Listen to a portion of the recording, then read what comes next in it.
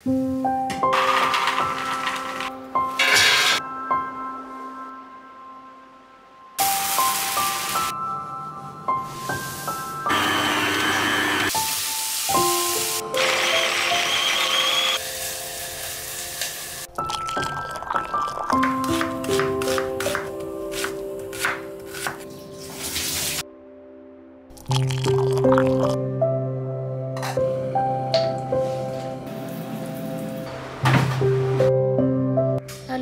आणि तुमचं मनापासून स्वागत आहे स्टे विथ शिल्पामध्ये। घर म्हटलं की आपुलकी, माया आणि चविष्ट जेवण याशिवाय पूर्णच होत नाही। आज मी तुमच्यासोबत बनवणार आहे सिंपल पण खूप मनापासून बनवलेलं जेवण आणि त्याच सोबत थोडंसं घराचं ग्रॉसरी रिस्टॉकिंग पण करणार आहे। या छोट्या छोट्या गोष्टींमध्येच खरं समाधान आहे, नाही का? तर चला माझ्यासोबत एन्जॉय करा हा छोटासा पण मस्त व्लॉग, गप्पा, टेस्टी जेवण आणि थोडंसं घराचं मॅनेजमेंट। चला तर मग सुरुवात करूया। तर हा व्लॉग मी सकाळी स्टार्ट केलेला आणि सकाळची सुरुवात देवपूजेपासून केली की छान प्रसन्न वाटतं। तर इथे देवपूजा झाल्यानंतर मी तयारी करतेय दुपारच्या जेवणाची। घरी बनवलेलं जेवण म्हणजे साधा डाळ भात असो किंवा गरमागरम पोळी भाजी, घरच्या जेवणाची चव ही नेहमी वेगळीच असते। तर मी आज बनवते वालाच्या शेंगाची भाजी। तर त्यासाठी पहिले मी वालाच्या शेंगा 2-3 पाण्याने छान वॉश करून घेतल्या आणि याला आता मी स्टीम करून घेणार आहे। आपण याला डायरेक्ट भाजी करते वेळेस पण शिजवू शकतो, पण त्याच्यासाठी थोडा वेळ जातो, म्हणून मी आज सर्वात पहिले शेंगा स्टीम करून घेणार आहे। तर इथे मी केटल मध्ये शेंगा स्टीम करून घेते आणि या वालाच्या शेंगा जोपर्यंत स्टीम होत आहे तोपर्यंत मी भाजीची दुसरी तयारी करून घेते।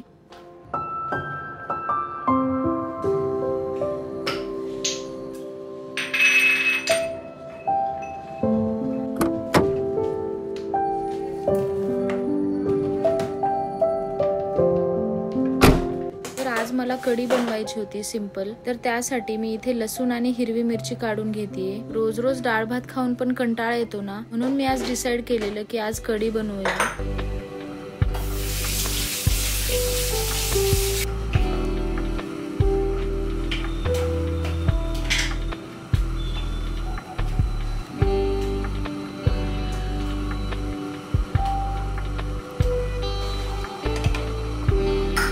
तर या चॉपर मध्ये मी हिरवी मिरची, लसूण आणि कढीपत्ता एकदाच चॉप करून घेणार आहे।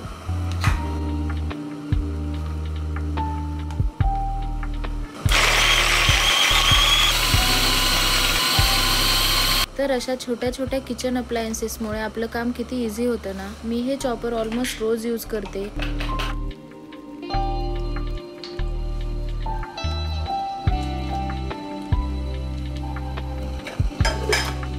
तर इथे मी दही आणि बेसन पीठ मिक्स करून घेते कढीसाठी।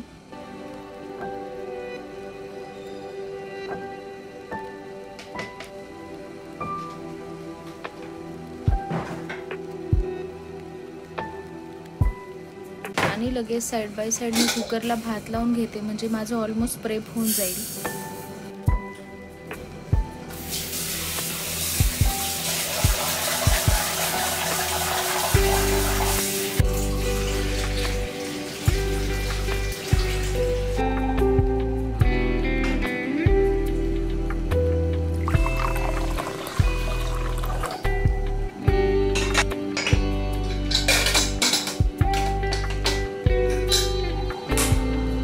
चला तर मग तुमच्यासोबत एक टिप शेअर करते। जेव्हा कुकर छोटा असतो ना तेव्हा कुकर मधून खूप पाणी बाहेर येतं। तर त्यासाठी कुकरचं जे झाकण असतं ना त्याला असा टिश्यू पेपर लावून घ्यायचा। असं केल्याने कुकर मधलं पाणी जे येतं ना बाहेर, ते बाहेर येत नाही आणि ते टिश्यू पेपर मध्ये सोक होऊन जाते।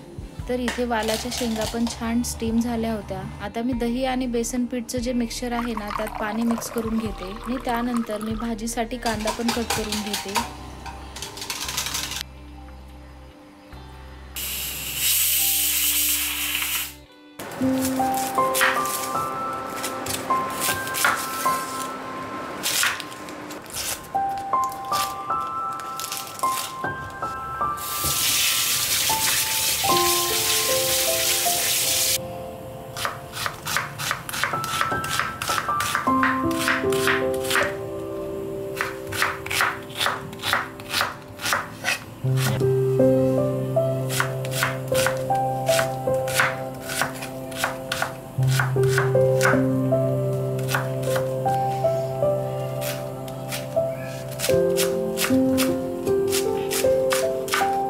इथे माझं सगळं भाजीसाठी आणि कढीसाठीचं चॉपिंग झालेलं आहे। आता आपण कढी बनवून घेऊया। तर कढी बनवण्यासाठी इथे मी एका पॅन मध्ये ऍड करते ऑइल, आणि ऑइल छान गरम झाल्यानंतर त्यात ऍड करायचं मोहरी आणि जिरं, आणि त्यानंतर हिरवी मिरची, लसूण आणि कढीपत्ता जो आपण चॉपरला कट करून घेतलेला तो ऍड केला, आणि याला आता छान फ्राय करून घेऊ ऑइल मध्ये, म्हणजे आपल्या कढीला छान टेस्ट येते।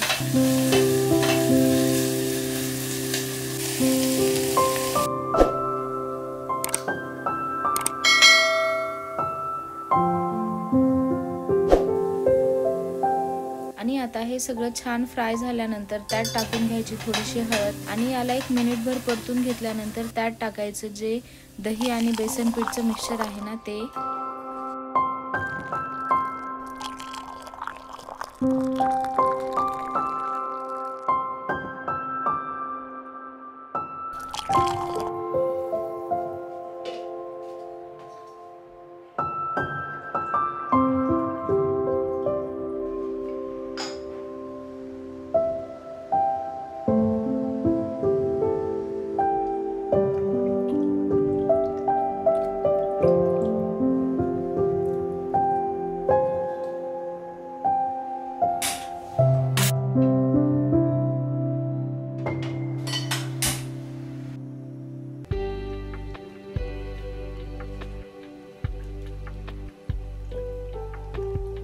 तर चला आता मी भाजी बनवून घेते, जी स्टीम केल्यामुळे खूप लवकर होते। तर आता इथे भाजी बनवण्यासाठी मी एका पॅन मध्ये थोडंसं ऑइल ऍड करते,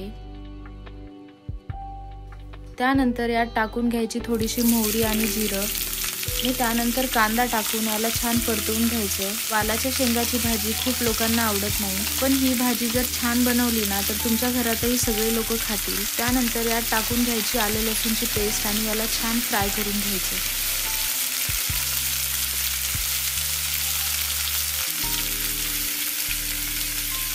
आणि आता यात टाकून घ्यायचे रोजचे पावडर मसाले,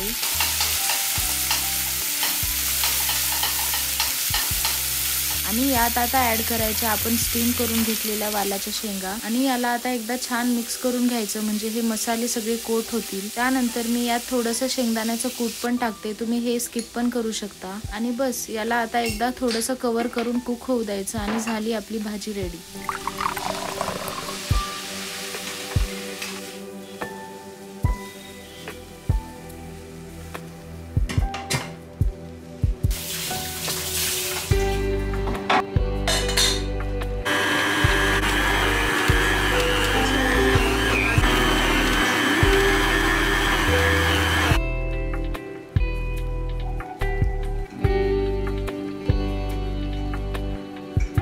आणि त्यानंतर मी पीठ मळून घेऊन सगळ्या पोळ्या करून घेतल्या,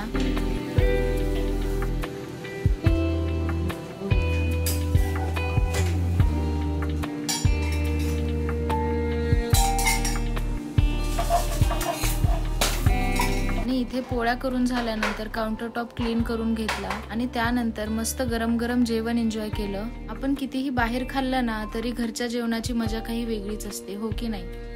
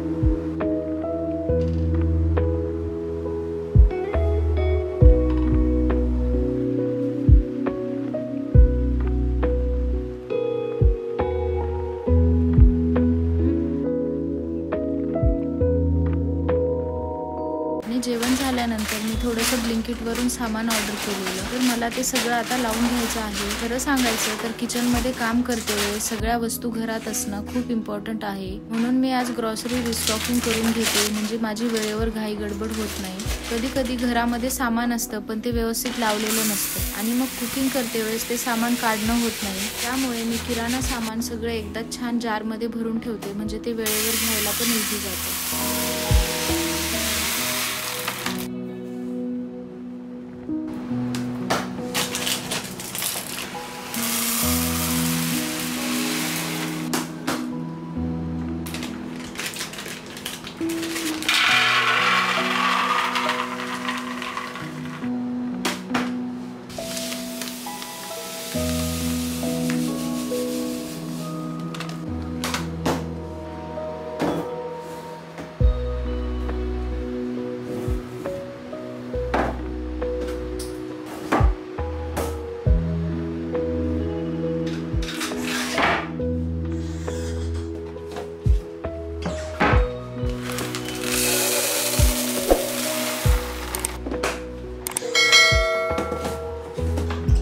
तर इथे मी सगळ्या वस्तू जागेवर ठेवून घेतल्यानंतर मला शेंगदाणे आणि मखाने भाजून घ्यायचे आहे। तर माझ्या घरातलं शेंगदाण्याचं कूट ऑलमोस्ट संपलेलंच होतं, तर मी ते बनवण्यासाठी सगळ्यात पहिले एअर फ्रायरला शेंगदाणे भाजून घेणार आहे। एअर फ्रायरला छान शेंगदाणे भाजल्या जातात, त्यामुळे मी एअर फ्रायर मध्ये किंवा मग मायक्रोवेव्ह मध्ये भाजत असते। जर तुमच्याकडे एअर फ्रायर असेल तर तुम्ही पण एकदा नक्की ट्राय करून बघा। आणि जेव्हा आपण शेंगदाणे छान भाजून त्याची पावडर बनवतो ना, तर ते टिकतही जास्त दिवस। आता शेंगदाणे थंड होत आहेत तोपर्यंत मी मखाने रोस्ट करून घेते। माझ्या मुलीला मखाने खूप आवडतात, त्यामुळे मी याला छान रोस्ट करून एका एअरटाईट डब्यामध्ये स्टोअर करून ठेवते, म्हणजे मला तिला वेळेवरती द्यायला इझी पडतं।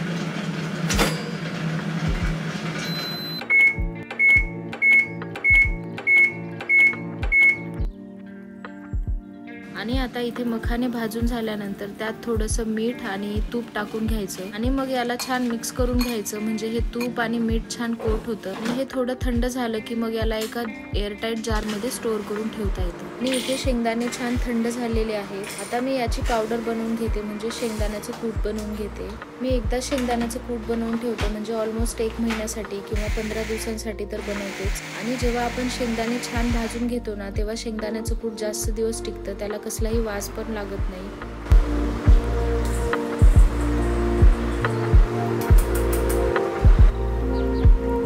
थोडंसं कोर्सली ग्राइंड करून पण शेंगदाण्याचं कूट बनवून ठेवते मी, म्हणजे मला जिथे मोठं शेंगदाण्याचं कूट हवं असेल तेव्हा मी हे यूज करते। या खूप छोट्या छोट्या गोष्टी आहेत किचन मधल्या, पण हेच जर आपण प्लॅनिंग करून केलं ना तर आपला स्वयंपाक लवकर होतो आणि किचन मधला खूप वेळ वाचवता येतो। सकाळच्या वेळेला म्हणजे आपण जेव्हा टिफिन रेडी करतो तेव्हा खूप घाई असते आणि या सगळ्या गोष्टी जर आपण ऑन टाइम करत बसलो ना तर खूप वेळ जातो, त्यामुळे अशा छोट्या छोट्या गोष्टी प्लॅन करून घ्यायच्या, म्हणजे कुकिंगची प्रोसेस छान स्मूथ होते आणि अशा प्रकारे आपण स्वयंपाक करणं एन्जॉय करू शकतो। मला पर्सनली स्वयंपाक करायला खूप आवडतं। एक सांगू, मला असं वाटतं की माझ्यासाठी कुकिंग एक थेरपी आहे आणि त्यासाठी मी अशी काही पूर्वतयारी करून घेते। म्हणजे मी असं म्हणत नाहीये की मला कधीच कंटाळा येत नाही स्वयंपाकाचा, मला पण कधी कधी खूप कंटाळा येतो, पण किचन मध्ये सगळ्या गोष्टी जेव्हा रेडी असतात ना तेव्हा स्वयंपाक करायला खूप वेळ नाही लागत, म्हणून मी माझ्या किचन मध्ये सगळ्या गोष्टी छान ऑर्गनाइज आणि मस्त प्लॅनिंग करून ठेवते। तर आजचं आपलं कुकिंग आणि रिस्टॉकिंग इथेच संपतंय आणि आय होप की तुम्हाला हा व्लॉग आवडला असेल। मला हा व्लॉग कसा वाटला ते मला नक्की कमेंट करून सांगा आणि हो, व्हिडिओ जर आवडला असेल तर नक्की लाईक, शेअर आणि सबस्क्राईब करा।